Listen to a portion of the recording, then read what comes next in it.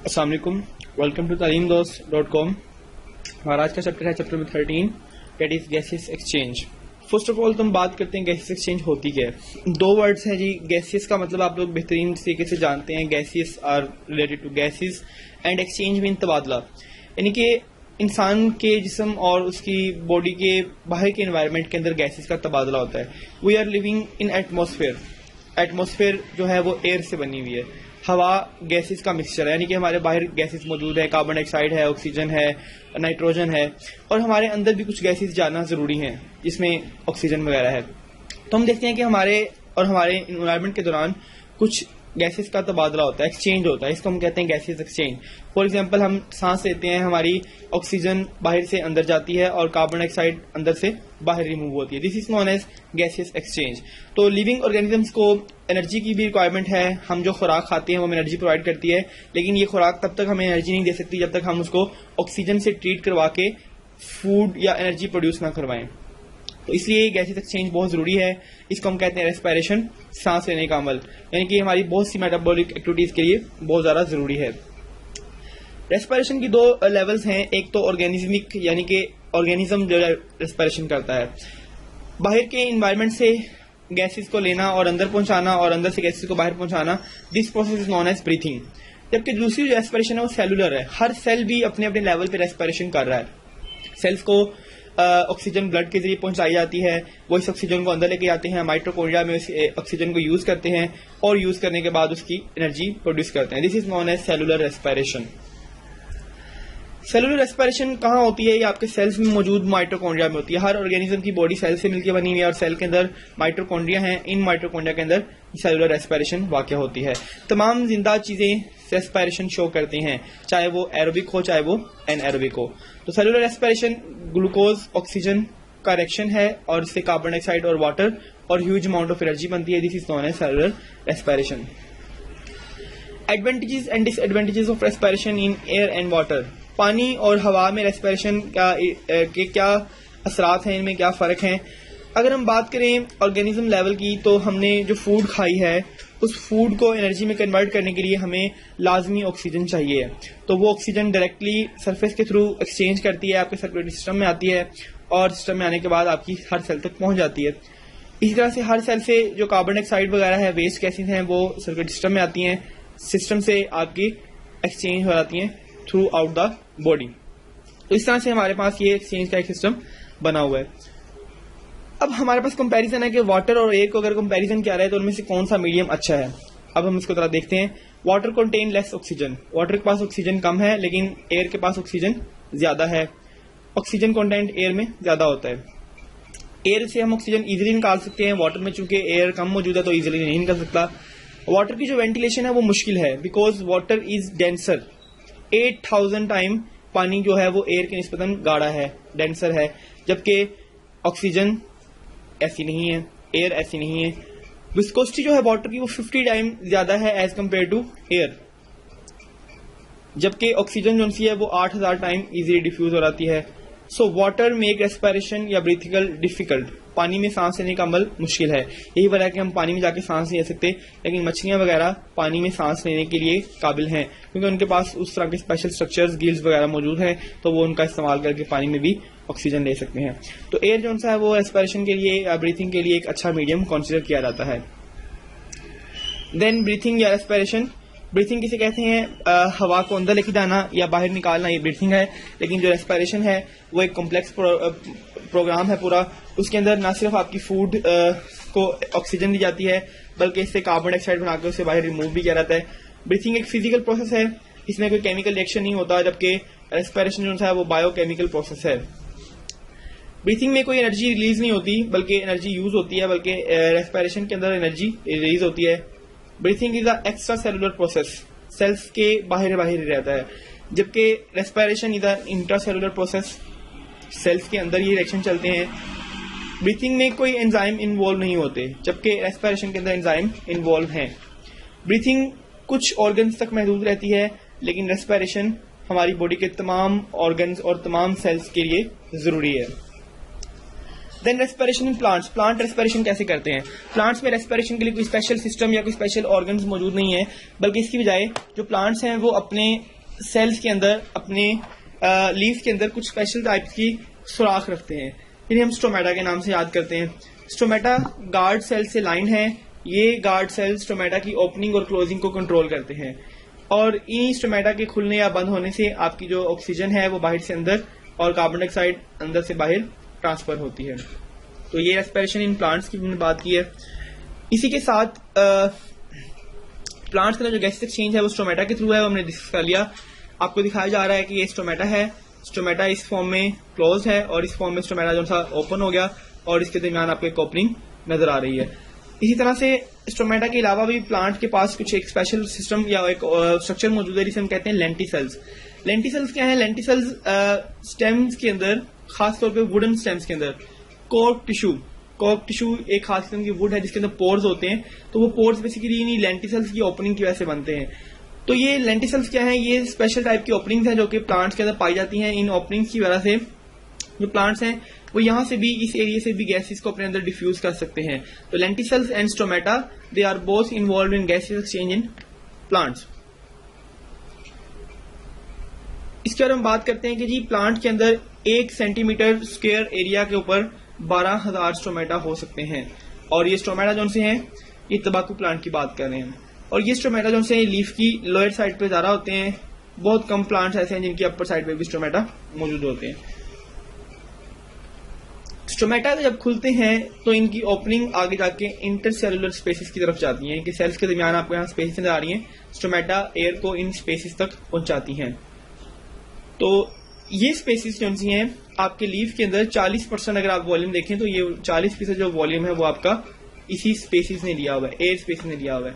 अब ये स्पेसिस क्यों जरूरी है? ये स्पेसिस बहुत जरूरी है। अगर ये स्पेसिस ना हो तो हवा यहाँ से आपके बाकी आगे तक सेल तक ना पहुंच सके। तो हर सेल तक ऑक्सीजन पहुंचाने के लिए दरमियान में स्पेसिस है, इनको हम कहते हैं air spaces. The next is root of land plant get their oxygen from air spaces of soil. Plants की जो रूट्स हैं वो भी अपने ऑक्सीजन वगैरह को ऑब्जॉर्व करती हैं। वो ऑक्सीजन कहाँ से लेती हैं? सॉइल पार्टिकल्स के दरमियान स्पेसिस हैं, गैप्स हैं, और इन्हीं गैप्स के जरिए वो ऑक्सीजन को एक्वायर करती हैं। अब हम देखते हैं कि हम अपने प्लांट्स में, अपने गमलों में, लॉन्स में या खेतों में हल चलाते हैं, गोडी करते हैं। उसका मकसद ये होता है कि जो सॉइल के पार्टिकल्स हैं they go separate to each other, और उनके दरमियान स्पेसिस क्रिएट हों और उन स्पेसिस के अंदर वो एब्सॉर्प्शन या फिर गैसेस एक्सचेंज कर सकें। देन इक्वेटिक प्लांट्स, ऐसे पौधे जो पानी में रहते हैं वो कहाँ से लेते हैं ऑक्सीजन? पौधे जो पानी में रहते हैं वो ऑक्सीजन आसानी से अपने आसपास के एनवायरनमेंट से ले सकते हैं। Photo respiration, respiratory activity which occur in plant during day time. Plants के अंदर दिन के वक्त जो रेस्पिरेशन होती है उसे हम कहते हैं फोटो रेस्पिरेशन, और इस प्रोसेस के दौरान कार्बन डाइऑक्साइड रिलीज होती है और ऑक्सीजन एब्जॉर्ब होती है। ऑक्सीजन जो एब्जॉर्ब हुई है that is not useful to produce ATP. इस ऑक्सीजन का एटीपी बनाने में कोई रोल नहीं होता। जो ऑक्सीजन हमने फोटोसिंथेसिस के पहले रिएक्शन से हासिल की थी ये वही ऑक्सीजन होती है। और इस प्रोसेस में क्या होता है कि हमारे पास एक कंपाउंड है राइबोलोज बाइफॉस्फेट कार्बोक्सिलेज। ये कंपाउंड जिसको हम रुबिस्को भी कहते हैं, ये ऑक्सीजन की बजाय, कार्बन डाइऑक्साइड की बजाय ऑक्सीजन को फिक्स करना शुरू कर देता है, जो कि एक नुकसानदेह प्रोसेस है। इससे प्लांट की कार्बन डाइऑक्साइड फिक्सेशन का रेट कम हो जाता है। एक्चुअली हम ये चाहते हैं कि हमारे यहाँ कार्बन डाइऑक्साइड फिक्सेशन होती रहे, प्लांट की फूड बने और प्लांट ग्रो करे, लेकिन इसमें क्या होगा कि ऑक्सीजन फिक्स होना शुरू हो जाएगी और इससे प्लांट की ग्रोथ पे नेगेटिव इफेक्ट्स पड़ते हैं।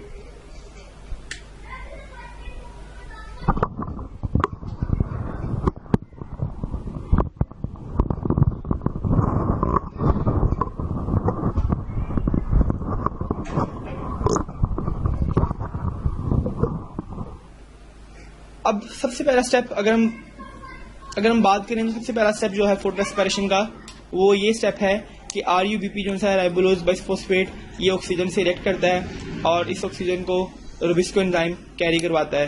रुबिस्को पाई जाने वाली, क्लोरोप्लास्ट में पाई जाने वाली सबसे ज़्यादा अबंडेंट प्रोटीन है, और ये सबसे ज़्यादा अबंडेंट प्रोटीन है जो सबसे होल वर्ल्ड में पाई जाती है।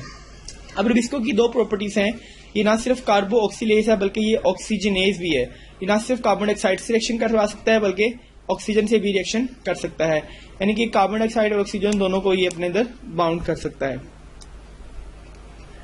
When Rubisco act as a carboxylase, it add carbon dioxide to RUBP.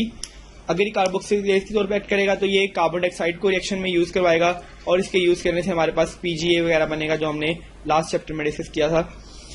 अगर ये ऑक्सीजन को रिएक्शन करवाएगा तो रिएक्शन करने के बाद हमारे पास जो कोई खास फूड नहीं बनती, तो ये दोनों रिएक्शन एक दूसरे से मुकाबला कर रहे हैं। रिबिस्को के पास इक्वल चांसेस हैं कि वो ऑक्सीजन को भी बाइंड कर सकता है, कार्बन डाइऑक्साइड को भी बाइंड कर सकता है। कार्बन डाइऑक्साइड के बाइंड करने में हमारा भला है, अगर ये बाइंड करता है तो हम इसे कहेंगे केल्विन साइकिल, यानी कि फूड फॉर्मेशन जो कि फोटोसिंथेसिस में होती है। लेकिन अगर कार्बन डाइऑक्साइड की गैर मौजूदगी में ऑक्सीजन रिएक्शन कर रही है तो इसको हम कहेंगे फोटो रेस्पिरेशन, जो कि कोई खास अच्छा प्रोग्राम नहीं है, इसकी हमें कोई आउटपुट कोई बेनिफिट नहीं मिलता। तो फोटो रेस्पिरेशन ओवरऑल प्लांट की ग्रोथ को कम कर देता है। तो ये कुछ रिएक्शन है आपके सामने कि क्या होता है। सबसे पहले आपका जो RUBP है वो कंबाइन करता है ऑक्सीजन से और आपके पास कंपाउंड बनता है glycolate. Glycolate is then converted into glycine और फिर ग्लाइसिन टूट के सीरीन और कार्बन डाइऑक्साइड के मॉलिक्यूल में कन्वर्ट होता है। यानी कि आप देखें कि हमें अगर प्लांट के अंदर कार्बन डाइऑक्साइड की कमी है तो प्लांट ऑक्सीजन को यूज करेगा और यूज करके दोबारा से कार्बन डाइऑक्साइड प्रोड्यूस कर रहा है। This process is known as photorespiration. Photorespiration जो है वो ATP और NADH को यूज कर रहा है, जो कि हमारे हाई एनर्जी कंपाउंड है उनको यूज कर रहा है, तो ये अच्छा रिएक्शन नहीं है। फोटो रेस्पिरेशन केल्विन साइकिल का रिवर्स है। इसके अलावा फोटो रेस्पिरेशन कार्बन डाइऑक्साइड की रिलीज करता है, हालांकि RUBP को कार्बन डाइऑक्साइड फिक्सेशन करनी चाहिए, तो ये इसके एक ऑपोजिट टाइप पे रिएक्शन चला जाता है। In most plant photorespiration reduce the amount of carbon fix into carbohydrate by 25%। Photorespiration की प्रोसेस की वजह से प्लांट्स के अंदर 25% तक ग्रोथ में कमी आ सकती है कि उनकी जो कार्बन फिक्सेशन का प्रोसेस है वो 25% तक कम हो जाता है। अब ऐसा होता क्यों है? गर्म दिनों में जब बहुत ज्यादा खुश्की होती है तो प्लांट्स के चूंकि वाटर लॉस हो रहा होता है ट्रांसपायरेशन के थ्रू, तो प्लांट्स अपने स्टोमेटा क्लोज कर देते हैं टू कंजर्व देयर वाटर।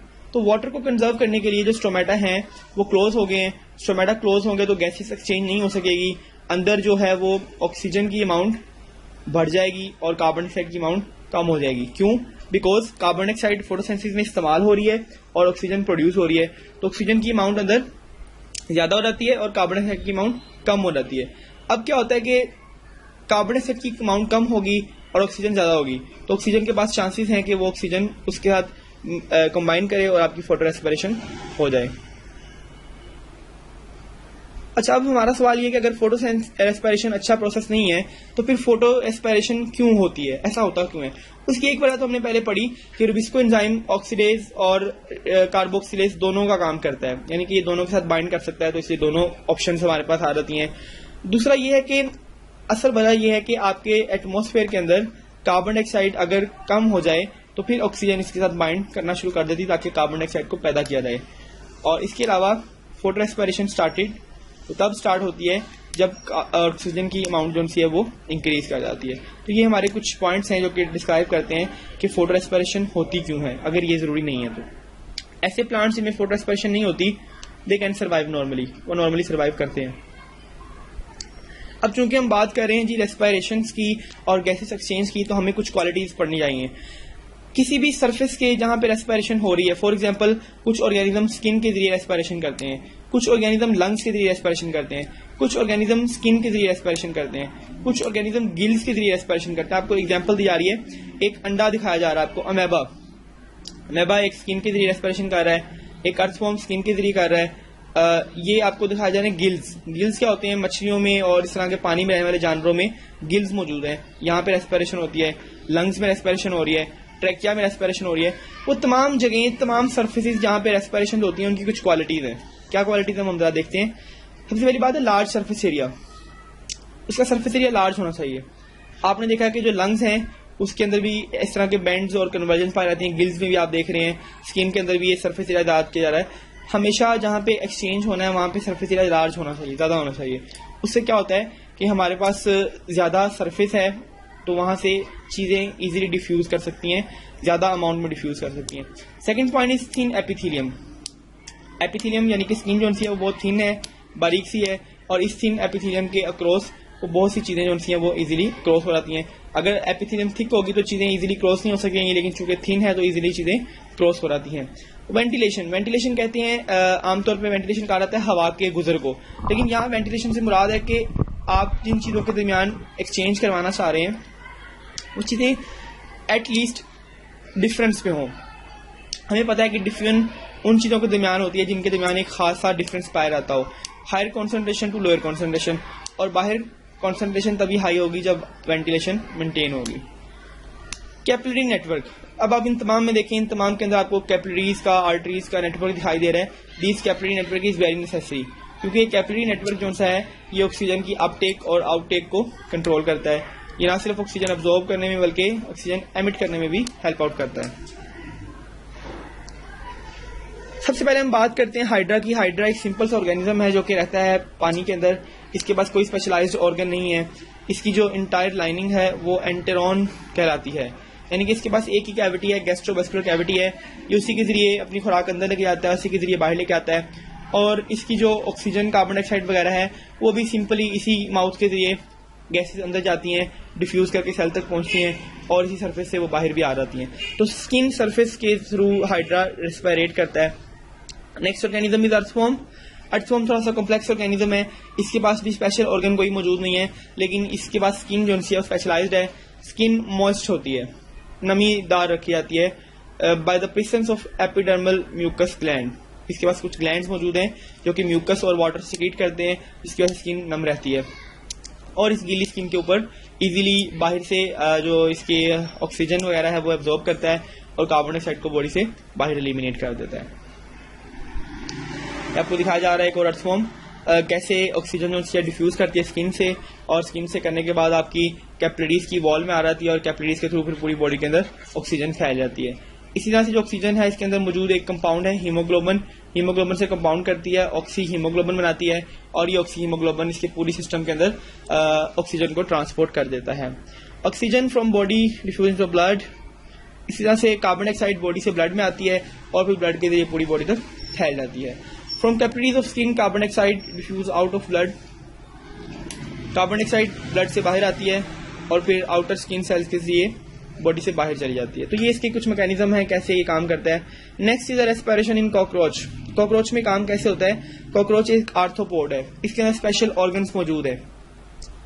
इनकी वो सिस्टम जिसके थ्रू ये सांस लेता है, ऑक्सीजन लेता है अंदर, इसे हम कहते हैं ट्रैकिया या ट्रैकियल सिस्टम। ट्रैकियल सिस्टम जैसे कि आप देख सकते हैं एक पाइप पे मुश्तमिल है और ये पाइप आगे बहुत सी ब्रांचेस पे मुश्तमिल है, यानी कि एक मेन पाइप आ रहा है जिससे नोन एज ट्रैकिया, और ट्रैकिया के साथ आगे बहुत छोटी छोटी ब्रांचेस हैं, दीज आर नोन एज ट्रैकिए और ट्रैक्यूल्स। तो ये अपने नॉस्ट्रिल्स या माउथ के जरिए सांस लेता है और ये पाइप मौजूद है अंदर। इस पाइप के जरिए जिसका एयर है वो हर चैम्बर तक पहुंचता है, हर बॉडी तक पहुंचता है। इसको हम कहते हैं these are tracheoles. These are air sacs, ये एयर के बैलून हैं जिसके अंदर ये एयर को स्टोर भी कर सकता है।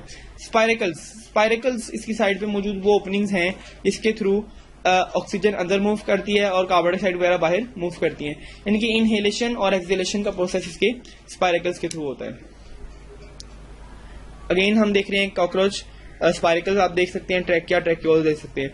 हम कहते हैं कि जो मेन ट्रैकियल ट्रंक है, जो मेन इसकी पाइप है जो कि कंट्रोल करती है इसके ऑक्सीजन को, that is linked to out environment by spiracle. कितने स्पाइरेकल हैं?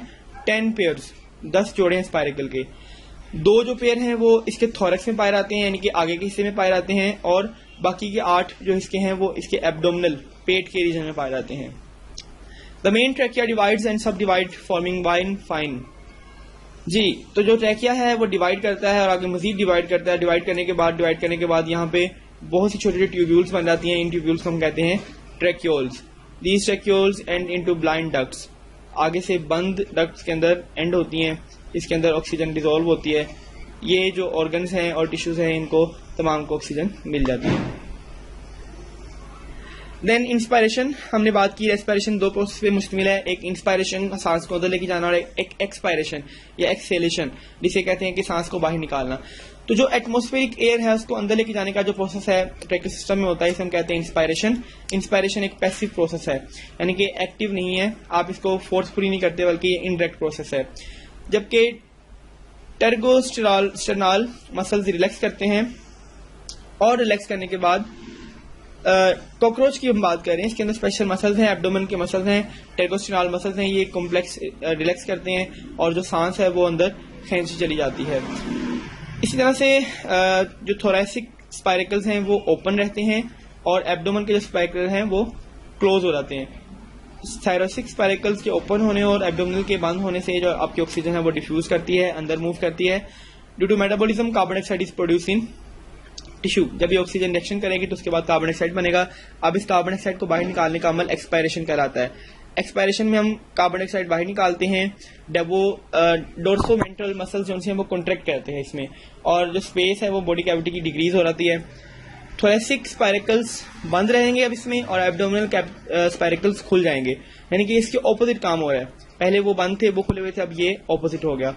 कॉकरोच के अंदर जो कार्बन डाइऑक्साइड है वो डिफ्यूजन के थ्रू सेंड भी की जाती है थ्रू क्यूटिकल। क्यूटिकल क्या है? स्किन का सबसे आउटर मोस्ट लेयर है, क्यूटिकल कहलाती है। Expiration is an active process, एक एक्टिव प्रोसेस है ये, और इसके through actively oxygen by transport की जाती है। Blood is not involve in the exchange of gases. Cockroach में ब्लड नहीं होता, ना ही वो गैसेज के एक्सचेंज में इन्वॉल्व है। Then respiration in fishes. मछलियां कैसे सांस लेती हैं? मछलियों के पास स्पेशल ऑर्गन्स हैं जिनको हम गिल्स कहते हैं। वाटर को गिल्स से गुजारती हैं और हम कहते हैं कि इसमें एक्सचेंज हो जाता है। गिल्स एक खास किस्म के फ्लैप से कवर है जिसे हम कहते हैं ओपरक्यूलम। अगर आप यहाँ देखें तो ये ओपरक्यूलम बंद हुआ हुआ है और ये ओपरक्यूलम खुला है, नीचे से गिल्स नजर आ रहे हैं। तो मछलियां अपने मुंह से पानी लेती हैं और पानी लेने के बाद अपने पानी को यहाँ से बाहर निकालती हैं, तो हम कहते हैं कि ये आपके फ्लो बन जाता है। इसी तरह से ये माउथ को और गिल्स को यूज करते हुए रेस्पिरेशन करती हैं, पानी को अपनी बॉडी से गुजारती हैं और पानी के अंदर से ऑक्सीजन जो डिजोल्व फॉर्म में है उसको निकाल के अपनी ब्लड के अंदर ले जाती हैं। तो इस तरह से पानी पहले माउथ में आता है, फिर गिल्स में जाता है, फिर ओपरक्यूलम के थ्रू बाहर निकल आता है। अच्छा जी, अब गिल्स क्या चीजें हैं? गिल्स स्पेशल टाइप की प्लेट्स हैं, जैसा कि हमें डायग्राम में नजर आ रहा है। ये स्पेशल प्लेट्स हैं जो कि कैपिलरीज अपने अंदर रखती हैं। इन कैपिलरीज के ऊपर से वाटर फ्लो करता है। जब वाटर के साथ कॉन्टेक्ट में आता है तो कॉन्टेक्ट करने के बाद बहुत सी ऑक्सीजन वाटर से डिफ्यूज कर जाती है ब्लड के अंदर और ब्लड से कार्बन डाइऑक्साइड बाहर वाटर में आ जाती है। तो ये जो gills for bony, gills made of for bony, इन्हें हम कहते हैं गिल आर्चेज। और गिल फिलामेंट की छोटे छोटे जो आपको धागे नुमा फिलामेंट्स नजर आ रहे हैं, these are known as gill filament, they are thin and flat. ये भी आपको गिल फिलामेंट दिखाए जा रहे हैं। गिल्स का क्रॉस सेक्शन है। ये गिल्स प्लेट्स हैं, इसके अंदर रिच नेटवर्क ऑफ कैपिलरीज मौजूद है। यहाँ पे ब्लड फ्लो कर रहा है, जैसे ही इसके ऊपर से पानी मूव करता है तो उसके अंदर डिफ्यूजन होती है और जो ऑक्सीजन वगैरह वो कैपिलरीज में जाती हैं और वेस्ट ब्लड वगैरह वो आपके ऑक्सीजन में आ जाता है, एयर में आ जाता है, वाटर में। अब गिल्स इतने अच्छे एनहांस स्ट्रक्चर क्यों है? ऐसा कैसे मुमकिन है कि हम पानी में सांस नहीं ले सकते लेकिन मछलियां वगैरह पानी में इजीली सांस लेती हैं? उसकी कुछ वजूहात हैं। गिल्स का जो सरफेस एरिया है वो बड़ा लार्ज है। हमने पहले भी बात की थी कि लार्ज सरफेस एरिया जरूरी चीज है। इसके बाद हम बात करते हैं कि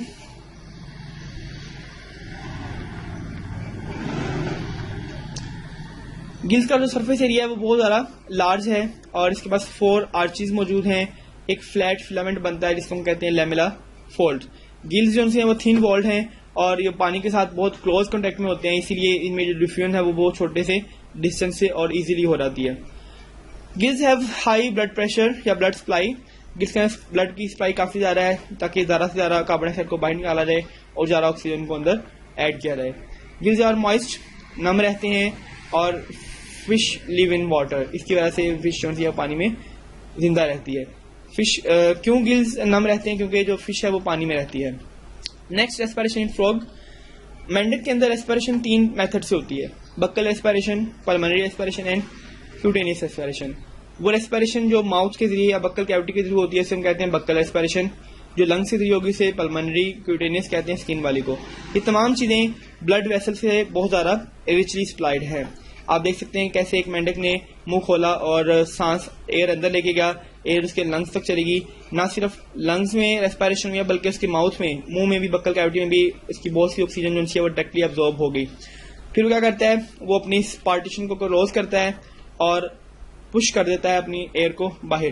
तो इस तरह से ये इनहेलेशन और एक्सहेलेशन के अंदर ना सिर्फ अपने माउथ का इस्तेमाल करता है बल्कि अपने लंग्स का इस्तेमाल भी करता है। अब यहाँ पे हम तीनों पॉइंट देख सकते हैं, माउथ में भी रेस्पिरेशन हो रही है, माउथ कैविटी में, लंग्स में भी हो रही है और साथ ही में स्किन के थ्रू। आप अगर गौर करें तो मॉइस्ट जो फ्रॉग है उसकी स्किन भी मॉइस्ट होती है, और मॉइस्ट रखने का मकसद भी यही है कि मॉइस्ट सरफेस से जो एक्सचेंज है वो इजीली हो सकता है। Then respiration in birds, birds के पास से रेस्पिरेशन का एक बहुत ज़्यादा स्ट्रॉन्ग और एफिशिएंट सिस्टम मौजूद है, क्योंकि बर्ड्स ने बहुत ज़्यादा एनर्जी यूज़ करनी है, दे हैव टू फ्लाई, उन्होंने उड़ना है, उड़ने के लिए बहुत एनर्जी चाहिए, तो उन्हें ऑक्सीजन की अमाउंट भी काफ़ी चाहिए। तो हम देखते हैं कि इनके पास कुछ स्पेशल ऑर्गन्स बन चुके हैं जिन्हें हम एयर सैक्स कहते हैं। बर्ड्स हवा को अंदर लेके जाती हैं अपने माउथ के जरिए, और अंदर जाने के बाद उन्हें लंग्स से गुजारने के बाद एयर सैक्स तक पहुंचा देती हैं। इन स्ट्रक्चर्स को हम कहते हैं ब्रोंकस या ब्रोंकाई। ट्रैकिया एयर पाइप को कहते हैं और इसके आगे ब्रोंकाई और इसके आगे एयर सैक्स हैं। तो बर्ड्स को एनर्जी की बहुत ज़्यादा रिक्वायरमेंट है। तो इनके लंग्स कुछ इस तरह से अरेंज हैं कि इनमें सरफेस एरिया बहुत ज़्यादा बढ़ गया है ताकि बर्ड्स इजीली डिफ्यूज कर सकें। इसके अलावा जो इनके लंग्स हैं वो अपना सरफेस एरिया बढ़ा चुके हैं, बैलून्स लाइक स्ट्रक्चर्स में आ गए जिन्हें हम कहते हैं parabronchi. Parabronchi are tiny thin wall ducts, बारीक सी दीवारों वाली डक्ट्स हैं जिनको हम पैराब्रोंकाई कहते हैं। और इनके ऊपर जो एयर है वो बहुत अच्छी तरह से वेंटिलेशन में रहती है। एयर सैक्स का जो नंबर है बर्ड्स में वो तकरीबन 9 होता है and they act as bellows. अब यहाँ आप देख सकते हैं वो कौन कौन से पॉइंट है जहाँ रेस्पिरेशन होती है। एयर इस पाइप के जरिए अंदर आती है, अंदर आने के बाद क्या होता है कि ये पाइप ब्रोंकस से गुजरते हुए एयर सैक के अंदर एयर को स्टोर कर लिया जाता है। अब ये एयर सैक्स के ये पॉइंट्स हैं जहाँ पे रेस्पिरेशन वाक़या होती है।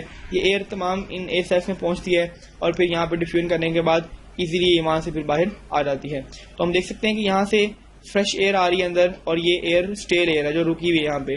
फिर इसके बाद ये एयर भी यहाँ से रिमूव आउट हो सकती है। देन एक्सेलेशन, अब आप देखते हैं कि इस स्पैरो का जो एब्डोमेन है वो कॉन्ट्रैक्ट कर गया है, और कॉन्ट्रैक्ट करने से इसके ऊपर प्रेशर लगा। अब ये जो है आपकी जो फ्रेश एयर आ रही थी वो इस दूसरे रास्ते के थ्रू बॉडी से बाहर एलिमिनेट हो जाएगी। तो ये एक कॉन्टिन्यूस फ्लो है जिसके अंदर परिंदों के अंदर एक कॉन्टिन्यूस फ्लो रहता है, जिसकी वजह से वो ऑक्सीजन इनटेक के अंदर बहुत ज़्यादा एफिशिएंट समझे जाते हैं। अब एक मेन बात, wall of parabronchi are chief site for gas exchange. Birds के अंदर गैस एक्सचेंज कहाँ होता है? पैराब्रोंकाई की वॉल्स में, क्योंकि इनकी जो वॉल्स हैं they are accidentally branch and groups. तो देखें आप, इनहेलेशन के अंदर जो एयर है वो अंदर आ रही है, एक्सहेलेशन के अंदर पैराब्रोंकाई से होते हुए गुजर रही है बाहर, और इसी दौरान बहुत सी ऑक्सीजन को ट्रांसपोर्ट कर दिया जाएगा और फिर ये इसमें आती है और इससे दोबारा से अगेन बाहर। इस तरह का हमारे पास एक कॉन्टिन्यूस सिस्टम बन जाता है एक्सहेलेशन का और इनहेलेशन का। The direction of blood flow in the lungs is opposite to that of air flow. कहते हैं कि जी जिस डायरेक्शन में एयर ने फ्लो करना है ब्लड की डायरेक्शन उसके ऑपोजिट है, ताकि ये दोनों आपस में एक काउंटर करंट एक्सचेंज करते हैं, और इस काउंटर करंट एक्सचेंज से इनका जो डिफ्यूजन है वो बहुत ज़्यादा अच्छा हो जाता है।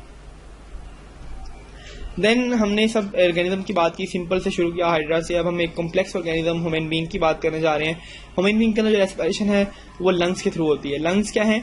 लंग्स रेस्पिरेटरी के वो स्पेशल ऑर्गन है, वो स्पेशल जिसे हम उर्दू में फेफड़े कहते हैं।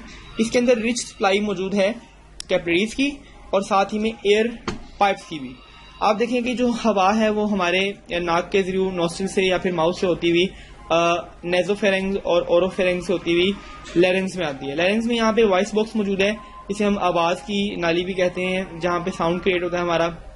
इसके बाद trachea, trachea divide into 2 tracheoles and tracheal divide into bronchial, छोटी छोटी नालियों में, और इसके बाद ये नालियाँ बहुत बारीक बारीक नालियों में कन्वर्ट हो जाती हैं। तो यहाँ पे ना सिर्फ बहुत सी ब्लड कैपिलरीज मौजूद हैं, बल्कि यहाँ पे ना सिर्फ ब्लड कैपिलरीज मौजूद हैं बल्कि यहाँ पे बहुत सी एयर सैक्स भी मौजूद हैं। तो एयर और ब्लड के दरमियान यहाँ पे बहुत अच्छा राब्ता आ जाता है, और इस राब्ते के दौरान हमारी गैसेस की डिफ्यूजन टेक प्लेस करती है, और हमारा जो ब्लड है वो अपनी वेस्ट मटेरियल बाहर डालता है और ऑक्सीजन वगैरह ले लेता है। अब लंग्स जो से हैं वो एक डबल मेम्ब्रेन से कवर्ड हैं। इस मेम्ब्रेन को हम कहते हैं प्लूरा। प्लूरा लंग्स को ओवर एक्सपेंशन से और फटने से भी बचाती है। देन अब हमारा process of inhalation and exhalation है, आप यहाँ पे इसको देख सकते हैं।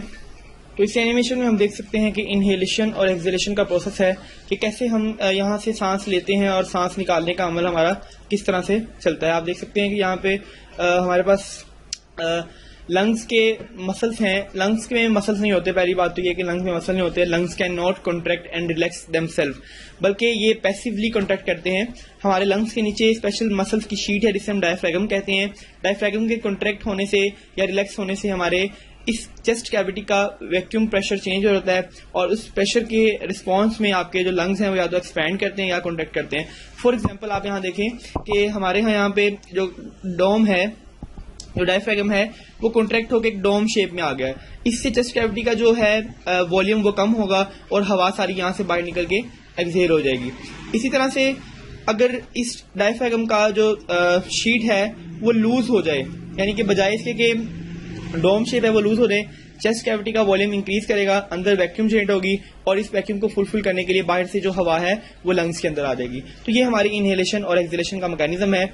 अब लंग्स कैसे हैं इनका मैं डिस्कस किया कि ये पहले भी जो विंड पाइप है that is made up of cartilage, और इस विंड पाइप को हम नाम देते ट्रैकिया का। Trachea divided into 2 branches known as bronchioles, और ये ब्रांचेस आगे मजीद छोटी ब्रांचेस में डिवाइड होती हैं जिसे हम कहते हैं ब्रोंक्यूल्स। और ये ब्रोंक्यूल्स आगे जाके बहुत से sac like air like balls बनाती हैं जिसे हम कहते हैं एल्वुलाई। एल्वुलाई के ऊपर बहुत सी ब्लड कैपिलरीज मौजूद है, नेटवर्क ऑफ ब्लड कैपिलरी मौजूद है। ये ना सिर्फ इसे मॉइस्चर रखती हैं बल्कि मॉइस्चर रखने के बावजूद, मॉइस्चर रखने के अलावा इनको ब्लड सप्लाई भी देती हैं और इस ब्लड सप्लाई से आपकी जो वेंटिलेशन है वो मेंटेन रहती है। नाउ गैस एक्सचेंज एनिमेशन, यहाँ हम देख सकते हैं कि कैसे ये एक एयर सैक है, एयर सैक के अंदर गैस आ रही है, यहाँ पे एयर मौजूद है जिसके अंदर ऑक्सीजन है, कार्बन डाइऑक्साइड है, और ये इसके ऊपर एक कैपिलरी मौजूद है। यहाँ से ब्लड अंदर आता है, अपनी कार्बन डाइऑक्साइड यहाँ दे रहा है और ऐसा ऐसा इसमें ऑक्सीजन होके रेड कलर का होके बाहर निकल रहा है। इसी तरह से हमारे पास एक रेशो आ जाती है कि जो एयर हम अंदर लेके आते हैं, इनहेल्ड एयर के अंदर ऑक्सीजन 21% तक मौजूद है और कार्बन डाइऑक्साइड 0.04% तक मौजूद है, जबकि वो ब्लड जिसके अंदर हमारे पास वेस्ट गैसेस हैं, ऑक्सीजन कम है, वो इसके साथ आता है, कांटेक्ट करता है और अपनी एयर इसको अपनी ऑक्सीजन लेता है और अपनी कार्बन डाइऑक्साइड दे देता है। इसके बाद जो हमारे पास एक्सहेल्ड एयर होती है उसके अंदर ऑक्सीजन की अमाउंट 17% रह गई है, यानी कि कम हो गई है, और कार्बन डाइऑक्साइड 4% हो गई है, यानी कि बहुत ज्यादा हो गई है, पहले 0.04 थी। तो हमने देखा कि इनहेलेशन और एक्सहेलेशन से पहले और बाद में क्या फर्क पड़ता है, एयर की रेसिपी चेंज हो जाती है। देन मैकेनिज्म, ये हमने वही बात की, इनहेलेशन और एक्सहेलेशन को हम दोबारा देखेंगे। ड्यूरिंग रेस्ट के दौरान एक आम इंसान 15 से 20 दफा रेस्पिरेशन करता है, 15 से 20 टाइम वो अपनी जो एयर है उसको अंदर इनहेल और एक्सहेल करता है। लेकिन जब आप हैवी एक्सरसाइज कर रहे हैं, आप भाग रहे हैं या दौड़ रहे हैं, तो उस टाइम में आपकी जो ये इनहेलेशन या एक्सहेलेशन है वो कम या ज्यादा भी हो सकती है। 3 इंपॉर्टेंट एस्पेक्ट्स हैं। Lungs are spongy in nature, ये स्पंजी नेचर के होते हैं, इलास्टिक होते हैं because they can contract and relax. Floor of chest cavity is diaphragm, ये जो फ्लोर है इसका जिसको हम चेस्ट कैविटी का फ्लोर कहते हैं, ये डायफ्रागम कहलाता है। Walls of chest cavity are composed of ribs and intercostal muscles. Chest cavity की जो दीवारें हैं, जो वॉल्स हैं, वो रिब्स की और इंटरकोस्टल मसल्स की बनी हुई हैं। तो ये हम कहते हैं कि ये हमारे लंग्स का एक बेसिक मैकेनिज्म है, एक बेसिक सिस्टम है जो कि फ्लो का सिस्टम है।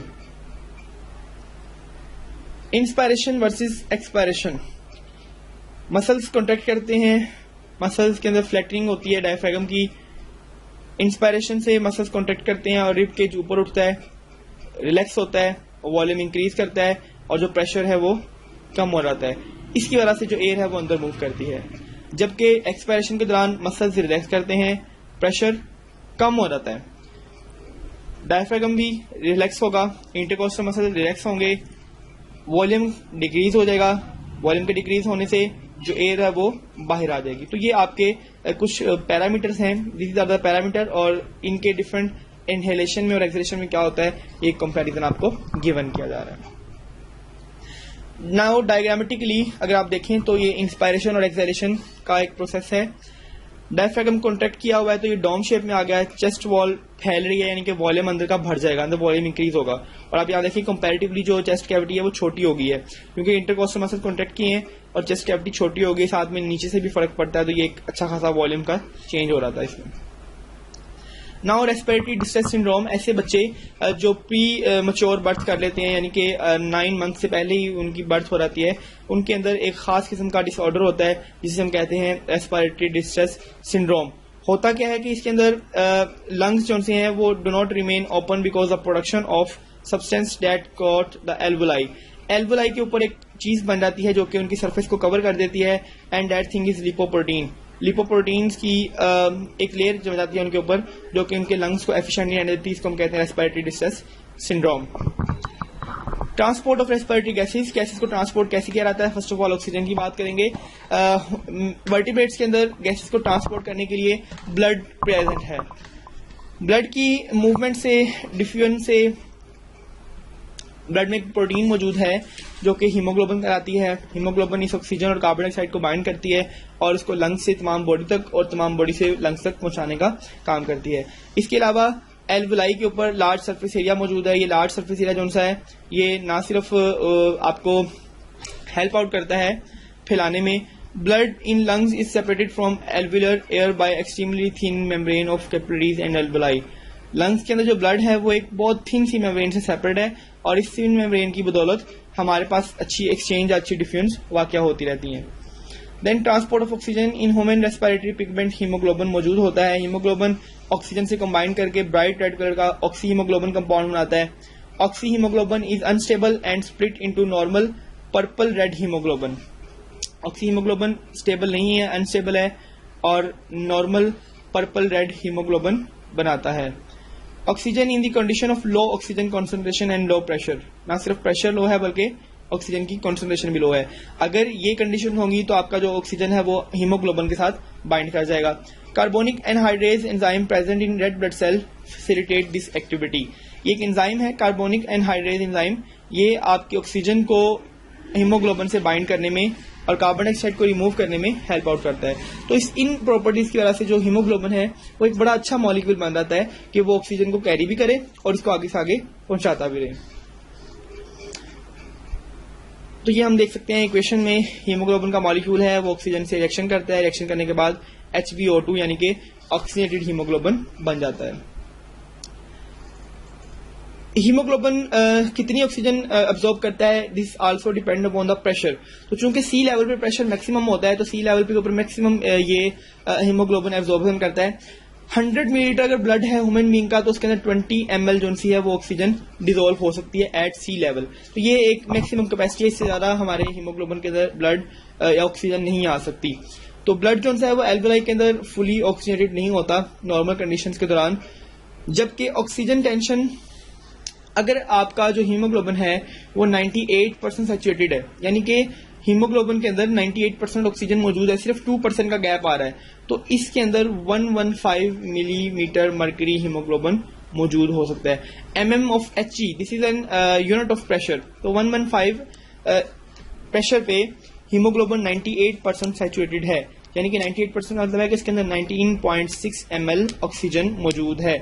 हमने कहा था कि मैक्सिमम 20 होती है, अभी हमने ऊपर बात की कि मैक्सिमम जो ऑक्सीजन कैरिंग कैपेसिटी है वो 20 है, अगर 19.16 है तो वो 98% बनती है।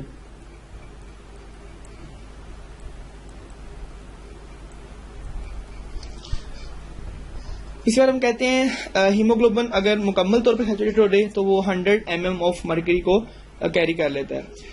Any higher oxygen tension would have the same result. अगर आप ऑक्सीजन इससे ज्यादा बढ़ा भी देंगे तो उससे कोई फर्क नहीं पड़ेगा क्योंकि हीमोग्लोबिन इससे ज्यादा सैचुरेटेड हो ही नहीं सकता।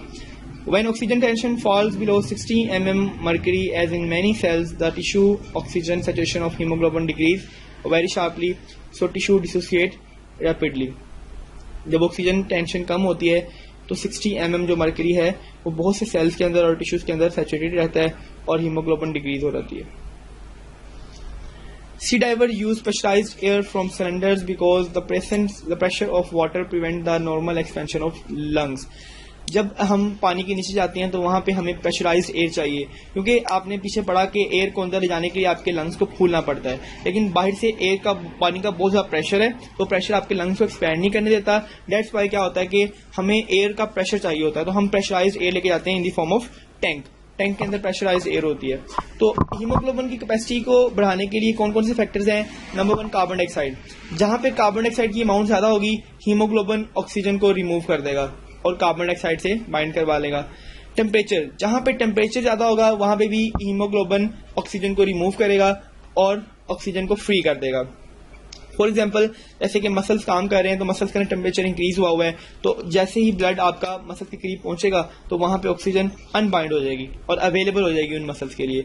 लेकिन ऑक्सीजन हीमोग्लोबिन एक बड़ी अच्छी चीज है, हमारे ऑक्सीजन को कैरी करती है, लेकिन अगर ये ऑक्सीजन ऑक्सी हीमोग्लोबिन की फॉर्म में बाइंड रहेगी तो हमें इस ऑक्सी हीमोग्लोबिन का कोई फायदा नहीं है, हमें फायदा है सिर्फ ऑक्सीजन का।